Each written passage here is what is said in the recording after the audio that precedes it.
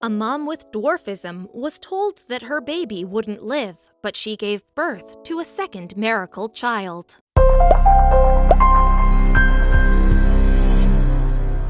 The UK's shortest couple, two people with different types of dwarfism, were told that their baby wouldn't survive long thanks to a deadly genetic combination. However, Britain's only double dwarf infant defied expectations and is now a thriving 4-year-old who has just started school. And if that weren't remarkable enough, in late 2018, the little family welcomed their miracle first son's baby brother.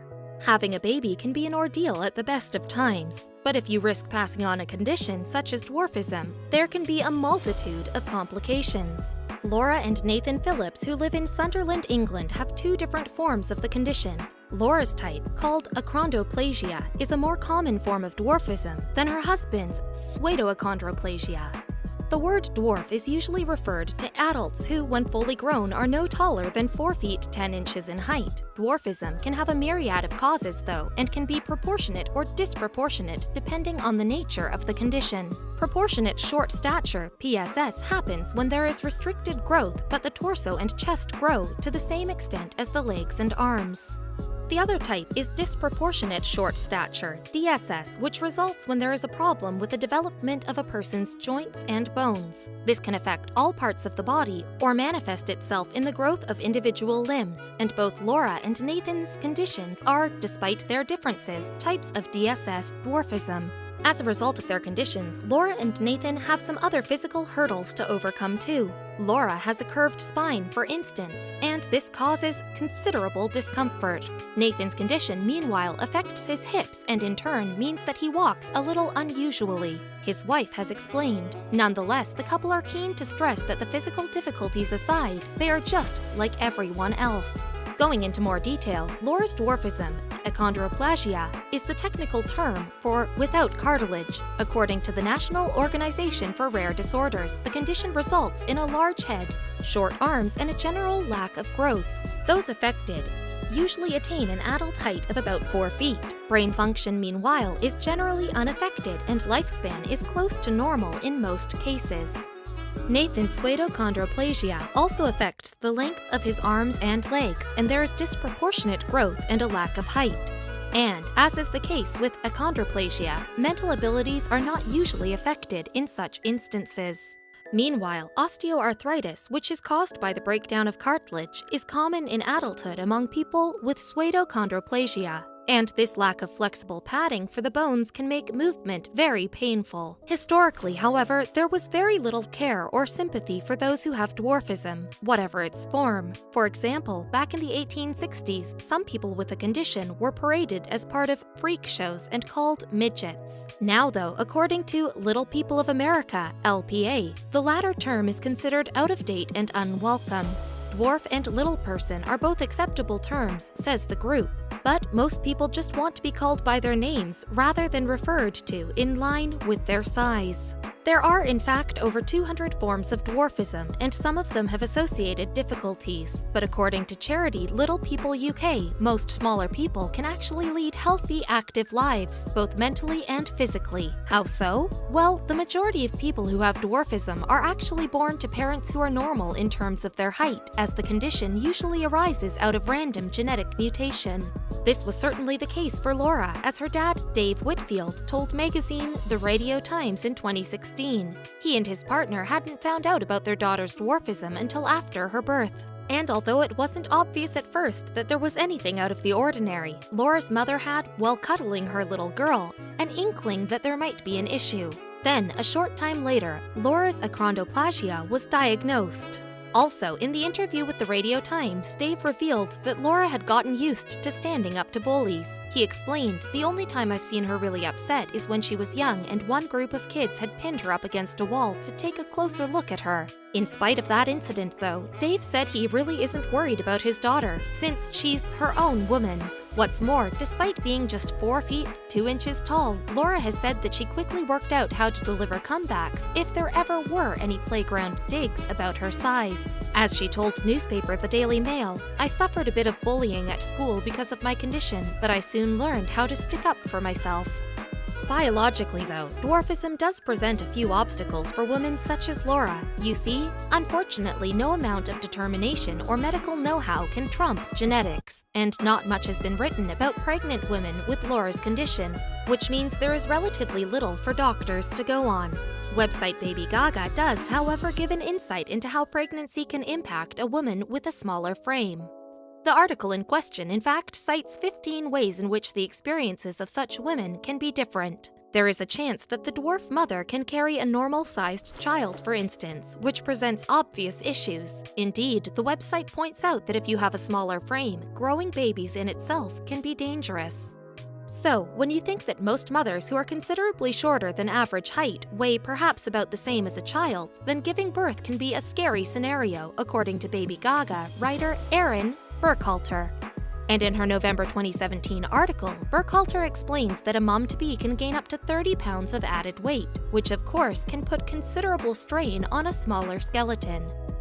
With all this said, a child being born with dwarfism occurs around 1 in just 25,000 births, and if parents have different strains of dwarfism, as in Laura and Nathan's case, then there is about a 1 in 4 chance that the child will have either one or the other of the dwarfism types. In such instances, there is also a 25% chance that the child will inherit both conditions, as the Phillips baby did, becoming the only known UK case of double dwarfism.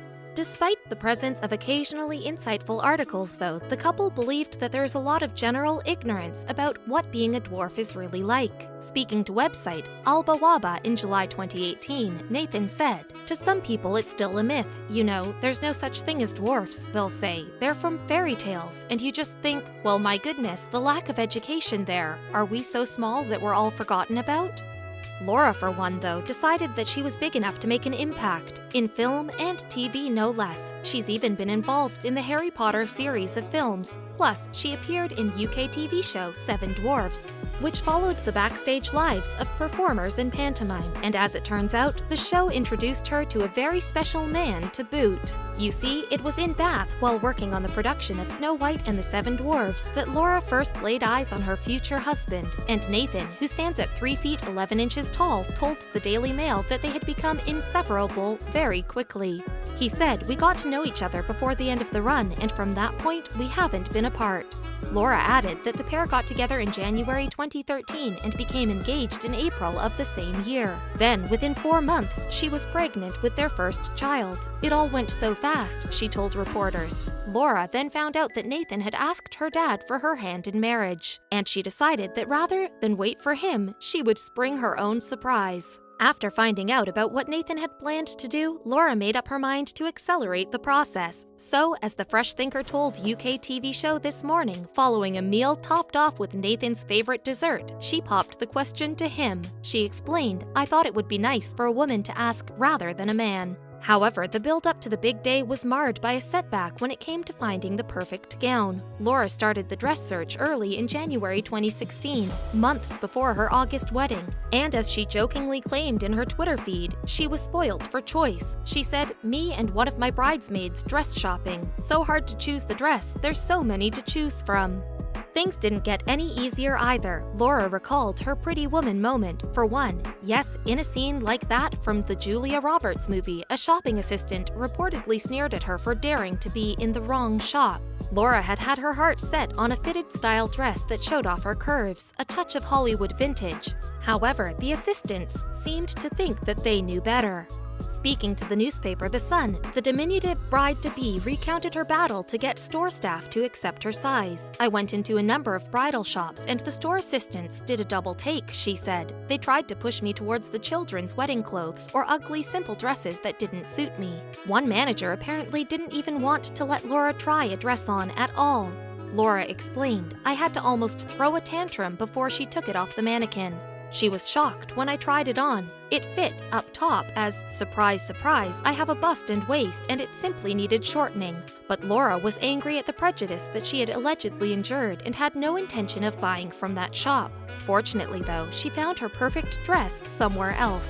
Then the big day arrived and Laura and Nathan got married in style at South Cowsey Inn, County Durham, with around 50 invited guests. Laura was wearing an 800-pound, $1,010 white-fitted dress decorated with embroidery and pearls, and Nathan, handsome in a gray suit with a rose adorning his lapel, was the dashing groom. The couple revealed some snaps of their stylish August 2016 wedding to the Daily Mail. One touching shot shows them exchanging rings. Another is of the loving couple becoming husband and wife with a kiss. Perhaps the most romantic, though, is a picture of the new husband and wife striding out onto the dance floor to enjoy the music. Laura had chosen a navy and white theme for her big day and went for the bold love wording above the invitations as a theme for her reception. The centerpiece cake also featured cream and blue layers trimmed with ribbon, lace, and roses, and one wedding picture even shows the cake next to huge illuminated letters that are almost the same height as the happy couple. The newlyweds said the wedding was a symbol of how far they had come, and it gave them the chance to exude their strength and optimism. Yes, it seems that the couple's conditions weren't going to get in the way of their fairy tale. Talking to the Daily Mail, Laura said, "The wedding was a great platform to show everyone how confident we both were within ourselves, and we had the best day of our lives." Yet, the wedding is only half of the story. Not long after they agreed to get married back in 2013, the couple had learned the overwhelming news that they were going to be parents. But because of their different dwarfism types, the pregnancy didn't progress as easily as they have wanted. In fact, scans made them aware that not all was well with the baby.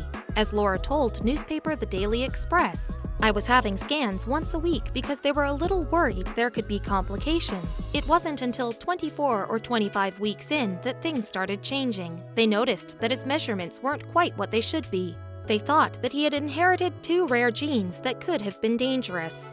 In fact, doctors were so concerned when they found out that the baby had double dwarfism that they urged Laura to have an abortion. The condition can, you see, often be fatal, and affected babies usually only live for hours after birth. The mortality rate is due to various issues, including the size of the baby's upper body and neurological concerns, and together, these make the odds of such infants surviving very low. Most babies who inherit this deadly combination of genes don't make it. Laura decided against an abortion, however, as she and her husband already felt utterly devoted to their tiny son. So she vowed to see how far she could get with the pregnancy, and in the face of all medical advice, told herself that it would be okay. However, against all of the odds, Nathan Jr. survived and is doing well. And despite his genetic disadvantages, it's generally thought that apart from extra checkups, he should be able to lead a normal life. He even had a special role at his parents' wedding. He carried their rings. The youngster did, though, get very tired owing to the weight of the cushion on which the rings lay. "We waited so long to get married so that little Nathan could be old enough to carry the rings," Laura told the Daily Mail. But in the end, the cushion was too heavy for him. He decided he didn't want to carry it anymore, and he threw it to the side. And yet the couple found his unique way of stealing the limelight very amusing. What's more, in spite of having to face the very real chance that their child might not survive long after birth, Laura and Nathan Sr. decided that it was worth doing all over again. So in July 2018, having already had one miracle baby, Laura and her husband attended a 24-week scan of yet another incredible bundle of joy. They also told reporters that they were very excited and hoping things would be relaxed and smooth. What did the scan reveal? Well, although there were no definitive results, both parents believed it showed strong signs that their developing son had a form of dwarfism. Laura told reporters, "He definitely looked like how Nathan Jr. did on his scan. You could see the features of achondroplasia, my condition, straight away. With achondroplasia, we don't have the bone in our nose, and then our forehead comes out." The couple also said that while the unborn child appeared to have some form of dwarfism, there was again the chance that he could have both forms, like his brother, and be a second double dwarf. In July 2018, Laura explained how she was fully prepared for all possible outcomes. But it was a waiting game. Fortunately, though, fate smiled on the family. The tiny baby boy, Jax Michael Thomas Phillips, made it into the world on September 5, 2018. Laura has since posted several pictures of him on social media, and one picture on Twitter dated September 26, 2018 shows that the cute little mite is certainly another stroke of good fortune for his parents, especially after all they'd been through with his brother Nathan Jr. The adorable snap shows the baby clasping an adult finger, and next to it, his mother has posted simply, his tiny hands. Small and delicate, perhaps, but Jax, like his brother, has fought to be here.